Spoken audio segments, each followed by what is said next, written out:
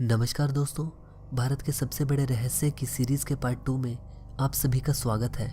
Part 1 में हमने जाना था कि कैसे नेताजी ने भारत की स्वतंत्रता में अपनी भूमिका निभाई और 18 अगस्त 1945 को जब उनके हवाई जहाज ने उड़ान भरी और उसके बाद क्या हुआ, इसके बारे में हम आज के इस पार्ट में जानेंगे। जिस तरह से उनकी उस उड़ान को उनकी आखिरी उड़ान माना जाता है और उस उड़ान के बारे में आज हम कुछ बातें करने वाले हैं और इसी से संबंधित शख्स हबीबुर रहमान का जिक्र भी हम आज की इस वीडियो में करेंगे और नेताजी की मौत के रहस्य का एक और पन्ना पलटेंगे।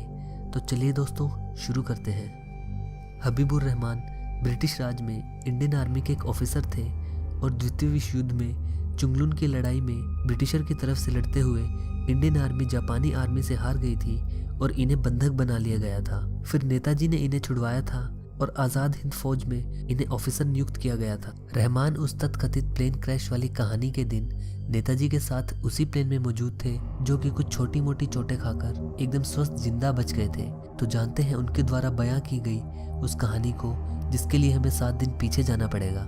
यानी बात है 11 अगस्त 1945 की, जो कि सिंगापुर से केवल 100 मील की दूरी पर सेरेम्बन में एक गेस्ट हाउस से शुरू हुई है और नेताजी अपने कुछ साथियों के साथ पिछले 15 दिनों से यहीं रह रहे थे और एक के बाद एक बुरी खबरों का सामना कर रहे थे, जिसमें सबसे बड़ी और दुख भरी खबर थी कि आज़ाद हिंद फौज का सबसे बड़ा और आखिरी साथी भी किसी भी समय घुटने टेक सकता था। जापान के हिरोशिमा और नागासाकी पर अमेरिका ने न्यूक्लियर बम से हमला कर दिया था और अब रशिया ने भी अचानक से उन पर हमला बोल दिया था। नेताजी समझ चुके थे कि लड़ाई अब खत्म हो चुकी है और 13 अगस्त को नेताजी सिंगापुर आए और 14 अगस्त को उन्होंने एक बैठक बुलाई और अपने साथियों को इस चीज से अवगत कराया कि कल जापान आत्मसमर्पण करने जा रहा है, जो कि जापानियों ने नेताजी को पहले ही बता दिया था। बैठक में कुछ का मानना था कि नेताजी को सिंगापुर में ही रहना चाहिए, तो कुछ कह रहे थे कि नेताजी को सिंगापुर में आत्मसमर्पण नहीं करना चाहिए। तभी नेताजी ने अपना फैसला सुनाया और कहा कि आज़ाद हिंद फौज के शहीदों का बलिदान वो बेकार नहीं जाने देंगे। बस हम सबको ध्यान रखना है कि जो संघर्ष हमने यहाँ किया है उसके बारे में हमारे देश के हर व्यक्तियों को पता हो। यदि ऐसा हुआ तो आज़ादी की लड़ाई में एक नया जोश आ जाएगा। और बैठक में यह भी डिसाइड हुआ कि आत्मसमर्पण आज़ाद हिंद फौज कुछ अलग ढंग से करेगी, जिससे कि आज़ाद हिंद फौज एक नई क्रांति ला सके और देश का हर बच्चा, जवान, बूढ़ा देश को आज़ाद कराने के लिए जीना शुरू कर दे। अगला निर्णय था कि नेताजी टोक्यो जाकर आत्मसमर्पण के तरीकों को आखिरी दिशा प्रदान करेंगे। इसके लिए उन्हें बैंकॉक जाना था। 16 अगस्त 1945 की सुबह 9:30 बजे नेताजी, अय्यर, रहमान और प्रीतम सिंह बैंकॉक की तरफ रवाना हुए और आज़ाद हिंद फौज के सेना प्रमुख मेजर जनरल जेके भोसले जापानी अधिकारियों से मिले, जिसमें हाचिया टेरियो, लेफ्टिनेंट जनरल सबुरो इसोडा और कॉलोनल कगावा थे। जिसमें यह बात हुई कि बोस जी को साइगोन जाकर फील्ड मार्शल काउंट तेराउची हिसाइसी से बात करें। तेराउची साउथ ईस्ट एशिया में जापानी फौज के मुखिया थे और नेताजी के अच्छे मित्र भी थे। साइगोन आज हो ची मिन शहर के नाम से जाना जाता है। 17 अगस्त को सुनसान साइगोन हवाई पट्टी पर 2 विमान उतरे, जिसमें नेताजी और उनके साथी और जापानी सेना अधिकारी जिनसे बैंकॉक में मिले थे वो उतरे। पर फील्ड मार्शल तेराउची के पास भी आज़ाद हिंद फौज को आत्मसमर्पण से जुड़े कोई निर्देश नहीं थे, तो अब टोक्यो जाने का एकमात्र विकल्प था। पर अब परिस्थितियां उतनी आसान नहीं थी। 15 अगस्त को जापान आत्मसमर्पण कर चुका था और मित्र राष्ट्रों को सख्त आदेश था कि उनके निर्देश के बिना कोई हवाई जहाज नहीं उड़ेगा और सिर्फ एक जहाज जा रहा था, जिसमें एक सीट खाली थी और नेताजी के अकेले सफर करने के सब खिलाफ थे। आज़ाद हिंद फौज के अधिकारी चाहते थे कि कम से कम एक तो कोई उनके साथ जरूर होना चाहिए। जापानियों ने यह सुनकर जहाज में 2 सीट खाली करवाई और नेताजी ने रहमान को अपने साथ जाने के लिए चुना। 4:30 बजे साइगोन से मित्सुबिशी बॉम्बर में नेताजी और रहमान बैठ गए, जिसमें लेफ्टिनेंट जनरल चिडाई भी मौजूद थे। शाम 7 बजे जहाज तुरेन में उतरा और रात को वहीं होटल में रुका। 18 अगस्त सुबह टोक्यो का सफर शुरू हुआ और दोपहर के 2 बजे ताइवान में ताइपेई के मत्सुयामा हवाई अड्डे पर उतर गया। फिर वहां दोपहर का खाना खाकर विमान दोबारा उड़ने के लिए तैयार था और भारत के इतिहास की सबसे विवादास्पद हवाई दुर्घटना घटित हुई और 2:30 से 3 बजे के बीच हवाई जहाज एयरपोर्ट से उड़ा ही था कि एक जोर का धमाका सुनाई दिया। रहमान के शब्द कुछ ऐसे थे, आवाज के साथ ही विमान कांपता डोलता नाक के बल नीचे गिरने लगा और मैंने तुरंत अपना चेहरा दोनों हाथों से ढक लिया। उस वक्त हमारे सर नीचे थे और पीछे रखे हुए पार्सल मेरे ऊपर आकर गिर पड़े। कुछ क्षणों में ही 300 किलोमीटर प्रति घंटे की रफ्तार से हवाई जहाज नीचे गिरने लगा और रहमान के माथे पर चोट आई और उसने जो देखा वो बताया। नेताजी के सर में चोट आई थी, पर वो खड़े हो गए थे और आग से दूर होकर वो मेरी तरफ बढ़ रहे थे ताकि जहाज के पीछे से बाहर निकल सके, पर यह नामुमकिन था। विमान से बाहर निकलने के लिए 1 इंच का रास्ता भी नहीं था। तो मैंने उन्हें कहा, आगे से निकलिए नेताजी। आगे का दरवाज़ा आग के गोले की तरह दिख रहा था। जब विमान क्रैश हुआ था तब सूती खाकी वर्दी पर पेट्रोल गिर गया था और उनकी वर्दी में आग लग गई थी। वो मुझसे पहले बाहर निकल गए और मुझसे लगभग 10 गज की दूरी पर थे। उनकी वर्दी में तब भी आग लगी हुई थी। मैंने दौड़कर उनकी बेल्ट खोलने की कोशिश की, पर मुश्किल हो रही थी। उनकी सिर्फ शर्ट में आग लगी थी, इसलिए मैंने उनकी शर्ट निकालकर उनको ज़मीन पर लेटा दिया। मैंने उनके सर पर गहरी चोट देखी। उनका चेहरा और बाल आग से बुरी तरह झुलस चुके थे। उनकी खाल जगह जगह से जलकर लटक रही थी और उन्होंने दर्द होने पर भी खुद को संभाल रखा था। और उन्होंने रहमान से पूछा कि आपको ज़्यादा तो नहीं लगी? रहमान ने कहा, मुझे लगी तो है, पर मैं ठीक हो जाऊंगा। तो नेताजी ने कहा, मैं तो शायद बच नहीं पाऊंगा। और रहमान ने कहा, ईश्वर आपको बचा लेगा, आपको कुछ नहीं होगा। तो नेताजी ने कहा, नहीं, मुझे नहीं लगता। और जब तुम वापस वतन जाओ तो मेरे प्यारे देशवासियों को ये ज़रूर बता देना कि मैंने आखिरी सांस तक देश की आज़ादी के लिए लड़ाई लड़ी है और उन्हें यह संघर्ष जारी रखना है। और मुझे लगता है अब भारत जल्द ही आज़ाद हो जाएगा और अब इसे जंजीरों में कैद रखना आसान नहीं है। तब तक वहाँ हॉस्पिटल की एक टीम आ चुकी थी और उन्हें हॉस्पिटल ले जाया गया।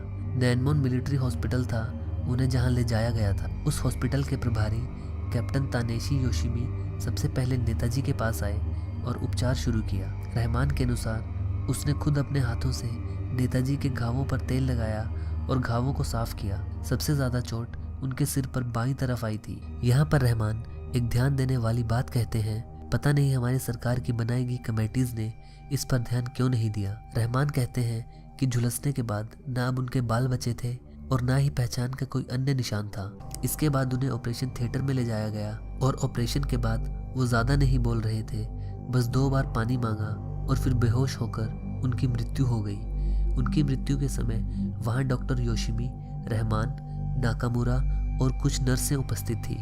उनके शरीर को ताबूत में रख दिया गया, पर जहाज में वो ताबूत नहीं आ सकता था, इसलिए उनके शरीर को वह भारत या सिंगापुर नहीं ला पाए। और 20 अगस्त को एक जापानी स्टाफ ऑफिसर ने इसके लिए माफ़ी भी मांगी। ताबूत को खोला गया और उनका पूरा शरीर पत्तियों में लिपटा हुआ था। वो पत्तियां हटाई गई और उनका अंतिम संस्कार वहीं करने के लिए रहमान सहमत हो गए। अब ध्यान देने वाली बात यह है कि जब वहाँ पर शव की फ़ोटो खींची गई तो उस शव की फ़ोटो बिना चेहरे के खींची गई और फिर उनके शव को शवदाह की ट्रे में रखकर अंदर धकेल दिया गया। अगले दिन शवदाह का दरवाज़ा खोलकर ट्रे बाहर निकाली गई और एक लकड़ी के पात्र में उनकी अस्थियां लेकर रख ली।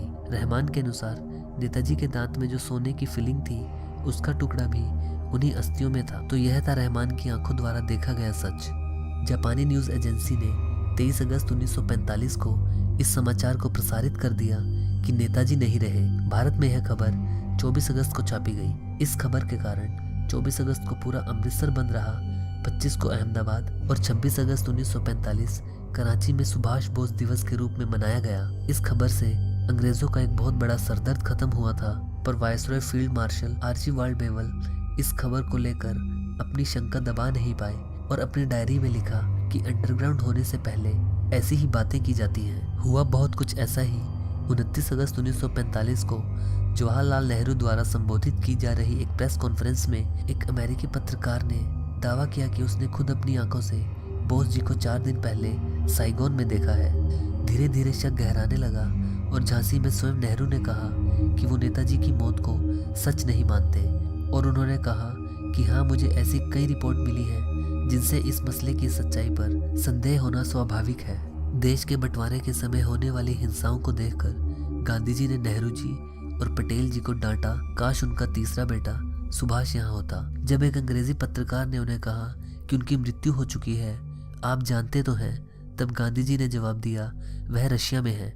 इस बात का उल्लेख श्री अनुजधर अपनी किताब में करते हैं। यह बात खुद एक वरिष्ठ पत्रकार ने श्री अनुजधर से साझा भी की है। अब रहमान की बताई हुई कहानी को लें तो उसमें कुछ खामियां भी नजर आती हैं। अब जैसे कि रहमान ने बताया कि नेताजी जहाज के अगले हिस्से से निकले क्योंकि पिछले से निकलने की जगह नहीं थी और आगे आग थी, जिससे कि पहले नेताजी और फिर रहमान निकले और नेताजी के कपड़ों में आग लगी, पर रहमान के कपड़ों को कुछ भी नहीं हुआ, बल्कि वो भी वहीं से निकले थे। कहा गया कि उनके कपड़ों पर पेट्रोल गिर गया था, तो उस जहाज में 11 से 12 लोग मौजूद थे, तो बाकियों के कपड़ों पर पेट्रोल गिरने की कोई खबर क्यों नहीं थी। यदि आप इस एक्सीडेंट्स की रिपोर्ट पर ध्यान दें तो उसमें बताया गया है कि जहाज नाक के बल नीचे गिर रहा था। तो यहाँ ध्यान देने की बात यह है कि आग जहाज में कहीं भी हो वो पीछे तक जाएगी और सब जलेंगे, लेकिन उस कहानी के हिसाब से उस जहाज में केवल 3 लोग मरे, और क्योंकि आग जहाज के आगे की तरफ लगी थी तो नाक की सीध पे नीचे गिरते वक्त वो आग पूरे जहाज में ज़रूर फैलेगी। रहमान ने CIC सेंट्रल इंफॉर्मेशन कमीशन को एक और बयान दिया था जो उनकी बताई कहानी से मेल नहीं खाता।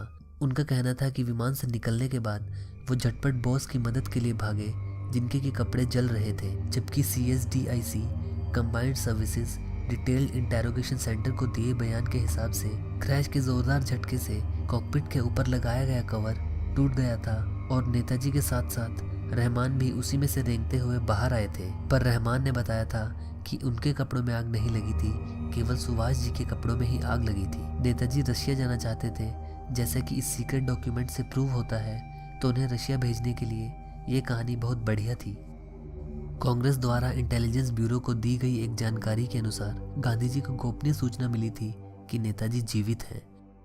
26 जनवरी 1946 को ये लेटर, जिसमें जापान ये साफ साफ लिख रहा है, इंटेलिजेंस अनुभाग की सभी फाइल जांचने पर सुभाष चंद्र बोस के ताइहोकू में हवाई जहाज क्रैश में मौत के कोई सीधे सबूत नहीं मिले हैं। आगे एक मजेदार बात यह लिखते हैं कि उनके जिंदा होने के भी सबूत नहीं है, यानी जापान अपना पलड़ा झाड़ रहा था और राज को राज ही रखे हुआ था। द्वितीय विश्व युद्ध होने के बाद जापान पर मित्र राष्ट्रों का काफी गहरा प्रभाव रहा होगा और आप सोच सकते हैं, और फिर भी जापान उस राज को राज रख गया।